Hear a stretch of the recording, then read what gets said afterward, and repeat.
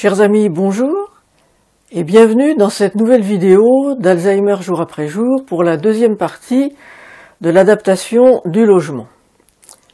Je vous rappelle les deux objectifs de cette adaptation du logement, c'est premièrement la sécurité, en particulier éviter les fugues et les chutes, et deuxièmement permettre l'autonomie du patient le plus longtemps possible dans ses déplacements à l'intérieur de la maison. Nous allons commencer par la salle d'eau qui est sans doute la pièce la plus à risque de chute en particulier. Alors première chose très importante, la porte. Pouvoir toujours pénétrer dans la salle d'eau même si le malade a fermé la porte de l'intérieur. Dans les appartements, les maisons nouvelles, c'est toujours possible car sur les salles de bain, on met un système de fermeture qui permet, quand on est à l'extérieur, d'ouvrir la porte avec un tournevis. Mais méfiez-vous quand même si vous avez une très vieille maison et si c'est simplement une clé à l'intérieur ou une targette qui ne peut pas s'ouvrir de l'extérieur, donc faites attention, ce serait vraiment dommage d'être obligé de casser la porte si le malade s'enfermait dans la salle d'eau. Deuxième élément très important dans la salle de bain, ce sont les barres d'appui. Il faut pouvoir, si on glisse, se raccrocher à quelque chose et à quelque chose de solide. On peut mettre une barre d'appui dans la douche, on peut en mettre une dans la baignoire, on peut en mettre une également à côté des toilettes si les toilettes sont dans la salle d'eau. C'est vraiment quelque chose de très important qui peut vraiment éviter très souvent des chutes graves. Troisième élément important pour la salle de bain, les antidérapants. Antidérapants au sol, et surtout antidérapants dans la douche ou dans la baignoire. C'est quelque chose qui sera exigé par les infirmiers d'ailleurs s'ils interviennent pour la toilette à domicile. Autre chose importante aussi, quand on prend sa douche et qu'on est un peu âgé avec une maladie d'Alzheimer, c'est de pouvoir s'asseoir. Alors dans la douche, la solution la plus simple, c'est simplement une chaise de jardin, ou un fauteuil de jardin avec un dossier, ce qui est encore mieux. Ça coûte pas très cher, moins cher qu'un matériel médical et ça fait très bien l'affaire. Et si vous avez une baignoire, souvent là aussi, votre infirmier exigera un siège adapté pour les baignoires, ça coûte pas très cher, c'est en vente dans toutes les pharmacies. C'est très facile à installer et c'est très sécurisant. Pensez aussi à une autre cause de chute qui est le porte-serviette quand il est sur pied. Si c'est un porte-serviette fixé au mur, avec un peu de chance il résistera. Si c'est un porte-serviette posé au sol, c'est l'idéal si on s'appuie dessus pour tomber. Donc attention à mettre un porte-serviette fixe et solide si possible. Pensez aussi tout bêtement au verre à dents en plastique au lieu du verre à dents en verre. Voilà, ça peut aussi faciliter les choses. Pour les hommes, pour le rasage, l'idéal bien sûr c'est le rasoir électrique, car même un rasoir mécanique, quand on est maladroit, ça peut se permettre de se couper un petit peu. Le problème du miroir aussi, la question est souvent posée. Certains patients Alzheimer ne supportent pas de se voir dans le miroir parce qu'ils tout simplement, ils ne reconnaissent pas leur image dans le miroir, et très souvent on voit des patients assez âgés qui croient voir dans le miroir leur mère ou leur sœur parce qu'il y a forcément souvent un facteur de ressemblance quand on vieillit. Donc si le miroir devient gênant, il faut savoir le cacher, vous collez quelque chose dessus, voilà. Et vous n'aurez plus ce problème-là. S'il n'y a pas de problème, tant mieux. Voilà pour ce qui était de la salle d'eau. En ce qui concerne maintenant la cuisine, alors on dirait que ça concerne plus souvent les femmes, mais moi j'avais un papa qui aimait beaucoup cuisiner. Donc ça peut aussi concerner les hommes. Alors le premier élément de sécurité, si vous avez le gaz, c'est d'avoir une gazinière sécurisée. Je vais vous raconter ce qui s'est passé avec ma mère. Elle mettait souvent des choses à cuire, elle allait se reposer dans son fauteuil et en général l'eau des pommes de terre débordait et ça éteignait le gaz. Et un jour, à 9 h du matin, la femme de ménage arrive, ma mère avait une maison avec un étage, son appartement était au premier étage, et dès le rez-de-chaussée, la femme de ménage sent l'odeur de gaz, elle rentre dans la cuisine où était ma mère, elle se précipite pour ouvrir la fenêtre. À ce moment-là, ma mère a une réaction très vive en disant « Mais il fait très froid dehors !» La femme de ménage lui dit « Mais Madame Kervish, ça sent le gaz !» Ma mère avait perdu l'odorat, était au-dessus de la gazinière et ne sentait pas le gaz. Elle aurait pu faire sauter la maison avec la femme de ménage, à ce moment-là, j'ai vraiment réalisé l'importance d'avoir une gazinière sécurisée. Heureusement, je connaissais quelqu'un qui avait un magasin d'électroménager et 24 heures après, on a pu me livrer une gazinière sécurisée. Donc faites très attention à ça. Les gazinières sécurisées, je pense que les gazinières modernes d'ailleurs le sont toutes, ça permet que le gaz ne fuit pas s'il n'y a pas de flamme. Donc première chose, mais importante quand même. Deuxième chose, la température de l'eau. Alors dans les locaux de soins, on est obligé d'avoir une température minimale pour éviter la légionellose, qui est une maladie pulmonaire qui peut s'attraper si l'eau chaude n'est pas suffisamment chaude, et les vapeurs d'eau à ce moment-là peuvent occasionner une maladie. Alors à la maison, vous pouvez régler la température de l'eau et faites attention à ce que la personne ne se brûle pas avec de l'eau. Quelquefois l'eau est très chaude, elle sort au robinet très chaude. Là aussi, je vais vous citer un cas qui est arrivé dans mon service. Si on me l'avait raconté, je crois que je n'aurais pas cru. C'était dans le service des désorientés et des personnes valides.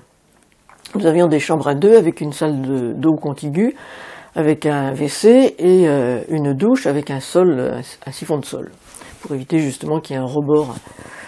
Et nous avions une petite dame qui avait, je me souviens, 92 ans et qui pouvait aller aux toilettes toute seule. Donc la nuit, elle se levait, elle allait aux toilettes, elle retournait dans son lit. Et puis une nuit, c'était plus urgent que d'habitude, elle n'a pas eu le temps d'arriver aux toilettes, elle a fait pipi à l'entrée de la salle d'eau. Elle a glissé sur son urine, elle s'est rattrapée sur le robinet d'eau chaude de la douche, elle est tombée. Quand elle est tombée, sa joue est allée se poser contre le siphon de sol, et, chose absolument inimaginable, quand l'aide-soignant est arrivé, elle était en train de se noyer dans de l'eau chaude. Heureusement, la personne qui faisait les rondes est arrivée à ce moment-là. Je pense que 5 minutes plus tard, elle serait décédée. On l'a envoyée en réa, aux urgences, elle a fait un petit séjour en réa, et elle s'en est sortie assez bien, heureusement. Mais, vous voyez, le genre d'enchaînement complètement délirant, mais voilà, ça peut arriver. Donc faire très attention à tout ce qui est eau chaude et à tout ce qui est facteur de glisse aussi. Dans la cuisine, c'est pareil, devant l'évier, souvent on a tendance à avoir de l'eau un petit peu, et donc c'est important d'avoir un tapis antidérapant devant l'évier de la cuisine. Pensez aussi à ôter les bouchons d'évier, parce que là, vous risquez pas de vous noyer dans votre évier, mais ça peut provoquer quand même une petite inondation dans la maison. Pensez bien sûr au détecteur de fumée, mais là c'est actuellement obligatoire, donc je pense que vous en avez tous. Et c'est très utile. Encore une fois, chez ma maman, ça sonnait à peu près 1 ou 2 fois par semaine, et c'était les voisins qui venaient débrancher la sonnette. Pensez aussi à utiliser tout simplement de la vaisselle peu fragile. Alors la porcelaine, c'est un peu plus cher, mais c'est plus solide que la faïence. Pensez aussi à utiliser des ustensiles de cuisine qui soient là aussi stables. Si vous avez une poêle très légère ou une casserole très légère, c'est plus difficile de s'en servir quand on est un peu maladroit. Donc une casserole assez lourde, une poêle assez lourde, ça peut faciliter encore une fois l'autonomie de la personne. Pensez aussi aux portes de placard. Là aussi, si la personne a du mal à retrouver les objets parce qu'elle ne sait plus où elle a rangé les assiettes ou elle ne se rappelle plus, eh bien pensez au pictogramme d'une part. Vous pouvez mettre sur la porte de placard assiettes, casseroles, fourchettes, etc. Et puis là aussi, la solution la plus simple, c'est peut-être d'enlever les portes de placard, ce qui facilite quand même la recherche. Donc voilà pour ce qui est, globalement parlant, de la cuisine. Alors en ce qui concerne le lieu de vie, le séjour. Alors là, je vais aborder, bien sûr, comme dans la vidéo que j'ai faite sur les chutes, éviter les obstacles au maximum. Alors si on peut avoir des tables rondes plutôt que des angles aigus où la personne va se blesser, c'est mieux. Pensez à enlever les tapis si vraiment la personne bute dessus, ou à les refixer, ou à les fixer au sol. Pensez à éviter les rallonges, bien sûr, les rallonges électriques en particulier, sur lesquelles on peut buter. Et puis, pensez aussi, si vous envisagez, si l'option du déménagement vous amène à envisager un changement de local, soit partir dans un appartement, soit dans une maison mieux adaptée, pensez à ce qu'il faut absolument garder, pour que la personne ne perde pas tous ses repères si vous déménagez. Gardez, bien sûr, la radio, la télévision. La radio en particulier, c'est quelqu'un qui écoute beaucoup la radio. Pensez à garder quelques tableaux que vous aviez dans l'ancien appartement et que la personne aime bien. Pensez aux photos de famille, bien sûr. Pensez à lui garder son fauteuil favori. C'est pas le moment d'acheter un fauteuil neuf, peut-être, même si le fauteuil est un peu vieux, mais si elle aime bien. Pensez aussi à garder tout bêtement des rideaux, qui sont les rideaux dans lesquels il a toujours vécu, avec lesquels il a toujours vécu. sont des petits détails, mais qui vont permettre en cas de déménagement à la personne de retrouver quelques éléments de son environnement et peut-être de faire en sorte que le déménagement sera moins traumatisant. Pensez aussi quelquefois à garder des plantes préférées. Moi j'avais une maman qui adorait les fleurs, les plantes, c'était vraiment son bonheur. Et quand elle est rentrée en EHPAD, eh bien la première chose que j'ai faite, c'est de lui envoyer ses fleurs. Elle avait des orchidées, elle était fanat d'orchidées. Et je lui ai envoyé ces 2 orchidées, sa télévision, le meuble sur lequel était la télévision, pour essayer de faire en sorte qu'elle se retrouve un peu chez elle. En ce qui concerne cette pièce de vie, c'est bien quelquefois qu'elle soit isolée de la chambre, de façon à ce que la personne ne soit peut-être pas trop tentée d'aller se mettre au lit dans la journée, parce que quelquefois les patients Alzheimer, ils ont tendance à aller se coucher quelquefois, et il vaut mieux qu'ils soient dans un fauteuil, quitte à investir dans un fauteuil confortable, plutôt que et réserver vraiment la chambre pour la nuit. Alors en ce qui concerne justement le problème de la chambre, l'idéal, bien sûr, c'est que la chambre soit à proximité de la salle d'eau et des WC en particulier. C'est pas toujours possible. Si vraiment les WC sont très loin, on peut être amené à mettre un siège WC dans la chambre, ce qu'on appelle un montoment, qui permet à la personne la nuit, sans faire beaucoup de distance, d'aller aux toilettes. C'est vraiment là aussi quelque chose qui coûte pas très cher et qui peut vraiment favoriser les nuits et à la fois du malade et du conjoint. Bien sûr, la chambre, l'idéal c'est quand même qu'elle soit au même niveau que le lieu de vie de la personne, que le séjour, si c'est possible, mais c'est pas toujours possible dans les vieilles maisons. Quelquefois il faut monter un étage pour aller se coucher, et ça pose le problème si la personne descend en pleine nuit par exemple. Alors pensez aussi, si la chambre donne dans le séjour par exemple, eh bien pensez à mettre une porte coulissante si c'est possible. Quelquefois la porte coulissante, ça permet à la fois d'isoler la chambre si le patient veut se reposer dans la journée, et puis aussi de la rouvrir la nuit pour que la personne puisse déambuler. On a des malades qui aiment bien déambuler la nuit. Et puis si vous n'avez pas de possibilité de mettre une porte coulissante, eh bien d'enlever la porte et de mettre un rideau tout simplement qui va coulisser là aussi et permettre d'aménager en quelque sorte selon le jour ou la nuit l'appartement.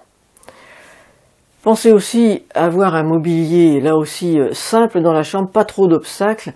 Évitez en particulier, c'est valable aussi pour le séjour quelquefois, les tables basses. Parce qu'un patient Alzheimer, il va pas forcément voir une table basse, parce qu'en général, il regarde quelquefois juste devant lui. Et donc évitez les choses sur lesquelles il puisse buter sans les voir. Pensez là aussi à un éclairage dans la chambre, dans le séjour. À part la nuit, il faut vraiment que les pièces soient bien éclairées. Pensez à adapter un petit peu la table de nuit au patient. Si vous avez une chambre différente de celle de l'accompagnant, alors prévoir une sonnette, c'est pas toujours facile pour le patient, même s'il a une téléalarme, d'appuyer sur la sonnette. Donc la solution quelquefois la plus simple, c'est simplement une cloche. Moi je me souviens quand je suis sorti de l'hôpital après ma dernière chirurgie, mon fils était venu passer 3 nuits avec moi à ma sortie de l'hôpital, et j'avais tout simplement mis sur ma table de nuit une grosse cloche tibétaine que j'aime beaucoup, qui sonne très fort, et je lui ai dit, bah écoute, si je suis pas bien cette nuit, je carillonne, quoi.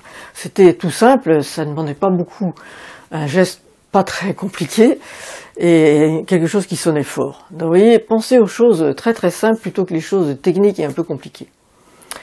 Pensez aussi, si la personne a besoin d'un déambulateur ou d'une canne, eh bien que ces outils-là, si je puis dire, ne soient pas trop loin du lit, et que la personne puisse y avoir accès très facilement.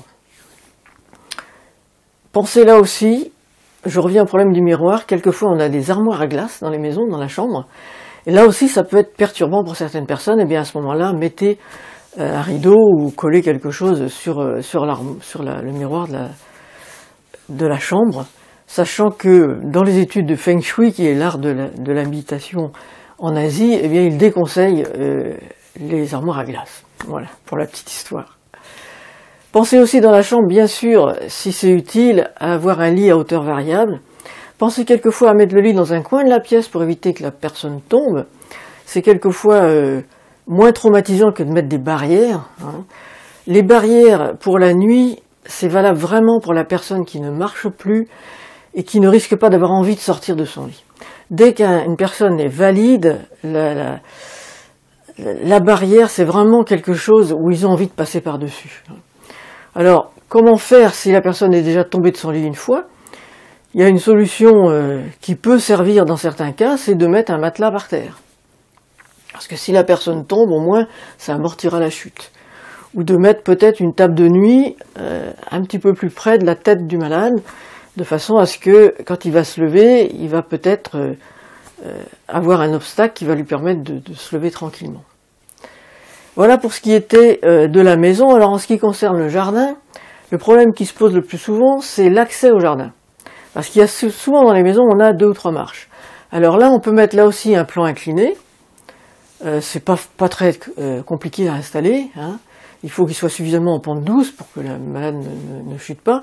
Et puis ce qui est aussi très important, si vous avez des marches, c'est de mettre simplement une petite rampe, hein, sur le côté, voire sur les 2 côtés. C'est aussi valable si vous avez une terrasse par exemple, et il faut vraiment que la terrasse elle soit sécurisée. Et puis dans les allées du jardin, faire en sorte que les allées qu'il soit assez facile de marcher dans les allées. Des allées de gravillon, c'est vraiment casse-gueule, passez-moi l'expression. Évitez les graviers, mettez des dalles si vous pouvez, ou juste de la terre battue, hein, de façon à ce qu'on puisse marcher sans trop d'obstacles. Le jardin, pour certaines personnes, c'est vraiment très très important. Moi, ma mère, elle a été dans son jardin jusqu'à sa fin de vie, jusqu'à ce qu'elle parte en institution. Elle descendait ses escaliers 15 fois par jour, elle continuait à planter des choses dans son jardin, et c'était vraiment quelque chose de très très important dans sa vie.